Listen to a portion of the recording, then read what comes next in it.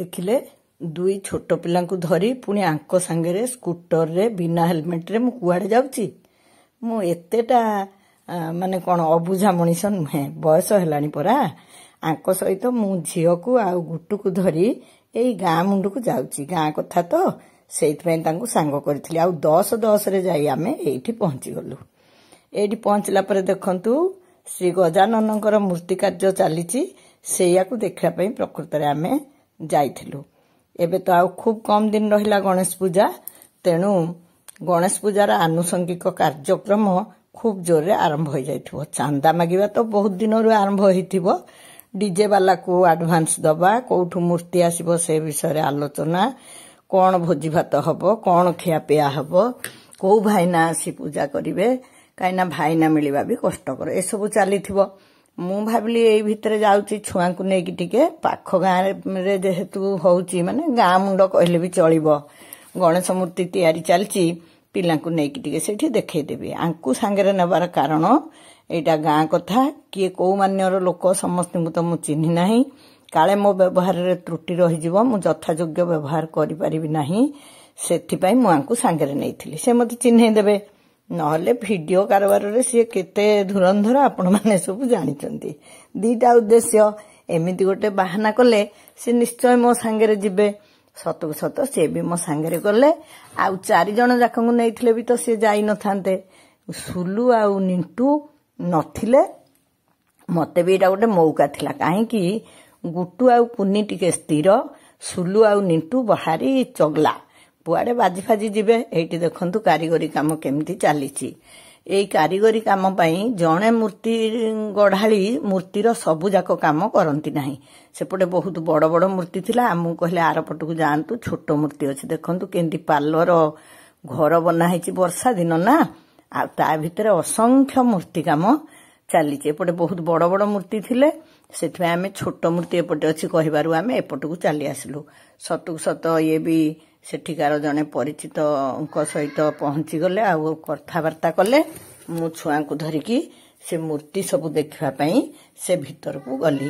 ଯେହେତୁ ଜରିର ଆବରଣ ଦିଆଯାଇଛି, ଭିତରଟା ଏତେ ବେଶୀ ପରିଷ୍କାର ନଥିଲା। ହଉ ପଛକେ ଦେଖିବାରେ କିଛି ସେମିତି ଅସୁବିଧା ହଉନଥିଲା। ତାରି ଭିତରେ ତ ମୂର୍ତ୍ତି ଗଢା କାମ ଚାଲିଥିଲା ନା, ତେଣୁ ପିଲାମାନଙ୍କୁ ମୁଁ ଜଣକ ପରେ ଜଣେ ଛାଡିଲି।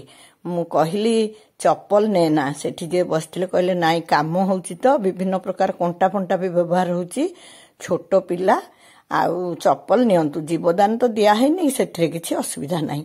ଏଇ ଜୀବଦାନ କଥାରୁ ମୋର ଗୋଟେ କେତେ ପିଲାଦିନର କଥା ମନେ ପଡିଗଲା।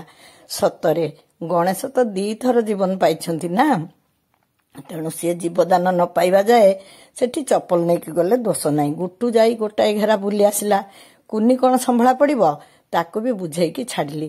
ଯାହା ହଉ ସେ ବି ମୋ ମହତ ରଖିଲା, କୌଣସି ମୂର୍ତ୍ତିରେ ଲାଗିନାହିଁ। ମୋର ଗୋଟେ ଭୟ, କାଳେ କୋଉ ମୂର୍ତ୍ତିକୁ ପିଲାମାନେ ଗଡେଇ ଦେବେ, ଛୋଟ ପିଲା ସେମାନେ, ତାଙ୍କର ଏଇଟା ପେଟ ପାଟଣାର କଥା, ଗୋଟିଏ ମୂର୍ତ୍ତି ଭାଙ୍ଗିଗଲେ କେତେ କ୍ଷତି ହେଇଯିବ। ଦେଖନ୍ତୁ ସେ କି ସୁନ୍ଦର ଧୀର ସ୍ଥିରରେ ଦେଖିଲା।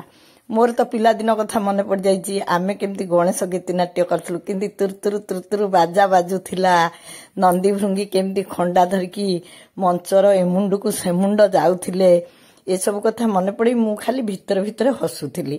ଭାବୁଥିଲି ଏ ପିଲାମାନେ କଣ ସେ ମଜା ଜାଣିବେ, ନୃତ୍ୟ ନାଟିକାର ଯୋଉ ମଜା, ଯୋଉଠି ସେ ବାଜା ଶୁଣିଲେ ବି ଆମେ ହଲି ଯାଉଥିଲୁ। ସେସବୁ ଆଉ ନାହିଁ, ସେସବୁ ଆୟୋଜନ ବି ନାହିଁ। ଆମ ସ୍କୁଲରେ ପ୍ରାୟ ମାସକ ପୂର୍ବରୁ ନାଟକ ଶିଖାଶିଖି ଆରମ୍ଭ ହେଇଯାଏ। ଆଉ ଗଣେଶ ଗୀତିନାଟ୍ୟ ଗୋପାଳ ଛୋଟରାୟଙ୍କର ହୁଏ। ସେଇ ଗୀତିନାଟ୍ୟରେ କେମିତି ବାଜା, କେମିତି ନାଚ, କେମିତି ଖଣ୍ଡା ବୁଲା, ଗଣେଶ କେମିତି କରନ୍ତି, କୋଉ ସାରଙ୍କର ଗୁଲୁଗୁଲିଆ ଛୁଆଟିଏ ଥିବ, କିଏ ଗଣେଶ ହବ, କୋଉ ପୁଅ ପିଲା ଭିତରୁ କିଏ ସୁନ୍ଦର ଦେଖାଯିବ, ପାର୍ବତୀ ରୋଲ କରିବ, ଏଗୁଡା ସବୁ ବଛା ବଛି ହେଇକି ରିହର୍ସାଲ ଚାଲେ। ଆମେ ଯୋଉ ଝିଅ ମାନେ, ଆମେ ନାଚ ମଝିରେ ପୁଣି ସମ୍ବଲପୁରୀ କରିବୁ, ସେଠୁ ଲୋକନୃତ୍ୟ ନାଚିବୁ, ଓଡଶୀ ନାଚିବୁ, କିଏ କୋଉଥିପାଇଁ ଯୋଗ୍ୟ ସେଟା ବି ବଣ୍ଟା ହବ। ଦେଖନ୍ତୁ ଏଇଠି ଏଇଟା ଗଣେଶ ମୂର୍ତ୍ତି ନୁହେଁ, ଏଇଟା ପ୍ରକୃତରେ ବିଶ୍ୱକର୍ମାଙ୍କ ମୂର୍ତ୍ତି। ଏଠି ବିଭିନ୍ନ ପ୍ରକାର ମୂର୍ତ୍ତି ଚାଲିଥିଲା, ଆଉ ମୂର୍ତ୍ତିର ବିଭିନ୍ନ କାର୍ଯ୍ୟ ପାଇଁ ଭିନ୍ନ ଭିନ୍ନ ଲୋକ ନିୟୋଜିତ ହୋଇଥିଲେ।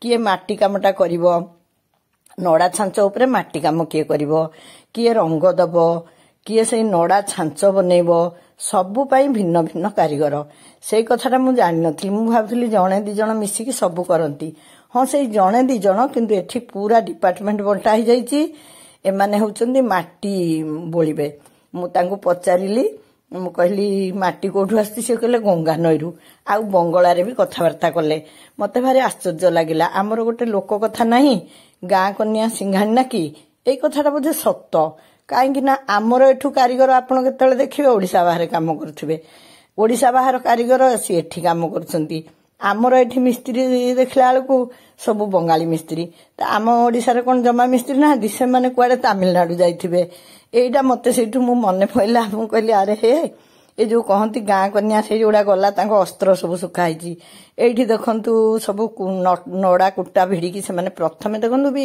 तांकर देहर आकृति देखंतु एई नड़ा भिड़ा रे ही कलात्मकता भी अछि जदि नड़ा भिड़ाटा ठीक न हबो ताहाले भी मूर्तिर आकृतिटा एते भल हबनी बा जो माने माटी काम करचंदी से मानकू असुविधा हबो समस्तिंग भाबरे भितरे कलात्मक गोटे ज्ञान रहिची किंतु किए कोटा करछंती किए गहना गढुचंती किए लुगा पिंधौचंती किए रंग दउचंती किए माटी बोलुचंती किए नड़ा काम करछंती एई सब देखिकी भारी खुशी लागिला पिला मानकू कहली मते गुट्टू पचार देला कहला बो गणेशंकर कहीं हाथी मुह देखंतु जो गुड़ा संपूर्ण होईची से पूरा कागज बंधा होगी रही आ तो अल्प दिन आसिक नेबे एगुड़ा सब युद्धकालीन भितर से माने लाइट लगेकी राति दिन काम करछन मु पचारली तो एगुड़ा एते अधा होईची ना नाही सब ठीक समय सरीजिवो गुट्टू मते पचार देला जे बो गणेशंकर हाथी मुंड केमती हला मोर पिला दिनर केते कथा मने पड़ी गला से गीतिनाट्यर बाजा ए सब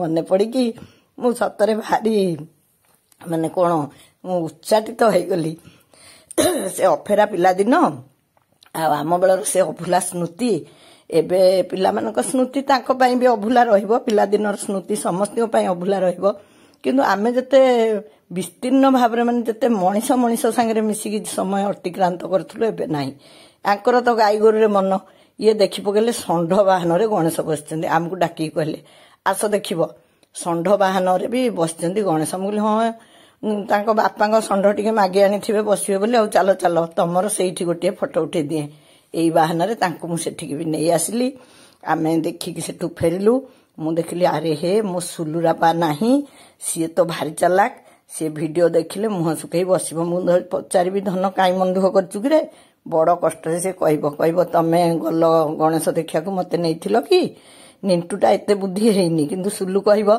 सेथिपई मु गला वर्षर गोटे वीडियो मने पड़ी गला थिला मो पाखरे मु सेया को खोजिकी एठी ऐड कर देली जोथरे कि मु गत थर सुलुरा को भी नैथिली सेमिति किछि नुहे केतेबेले सुलु को निए केतेबेले निंटू को निए आंको संगे जाउथिली तो समस्त को नबा संभव नुहे बोली तांको नैथिली एटा तो देखिली गणेश मूर्ति आमे गणेश पूजा रे केमती विभिन्न प्रकार पत्र रे सजासजी करू सेटा भी देखैबी अवश्य सेटा आ किए ग्रहण करिवो एते पताका हमर एटा देखंतु से गहना कारीगर एते पताका आंब पत्र एई तोरण हुए आ आंब डाल रे गेट सजा हुए आउ आमे सब मंदार पत्र रे हमर जो घरे गणेश पूजा हंती से हलती सजाऊ ए सब कथा मने पड़िला फेरला बेले कहले सेठी पा टेरा कोटारे भी गणेश होउची पाख गाँ रे टेरा कोटारे भी गणेश मूर्ति बना होतला ए वयस्क व्यक्ति जनक टेरा कोटारे बहुत पुरस्कार पाइछंती आ से भी सुंदर सुंदर गणेश बनैथिले आमे सेठी से गणेश देखिलु